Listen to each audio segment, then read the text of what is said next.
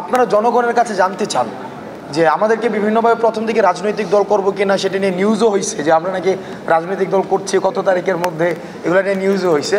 পরে অবশ্যই এই আলাপটা হচ্ছে এখন আর তোলা হচ্ছে না।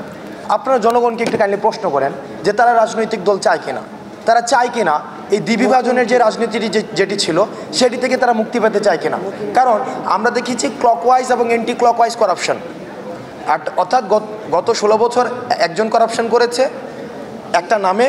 আপনি দেখবেন ঢাকায় আপনি একটা পরিবর্তন হয়েছে, কিন্তু ঢাকায় পোস্টারের জায়গায় পোস্টার আছে, ছবিগুলো চেঞ্জ হয়েছে, তাই না? আর প্যাটার্নটা দেখেন সেম প্যাটার্নই আছে, 3টা ছবি, 2টা ছবি, নিচে ছবি, উপরে ফিক্সড ছবি। 2 নম্বরের যে প্যাটার্নে সে হচ্ছে এখন এম, আর নিচে হচ্ছে যে হইতে চায়। মানে এই প্যাটার্ন কিন্তু সেম আছে। এবং এই প্যাটার্নটা কবের প্যাটার্ন? এটা হচ্ছে যে প্যাটার্নের বিরুদ্ধে হচ্ছে আমাদের আন্দোলনটি ছিল।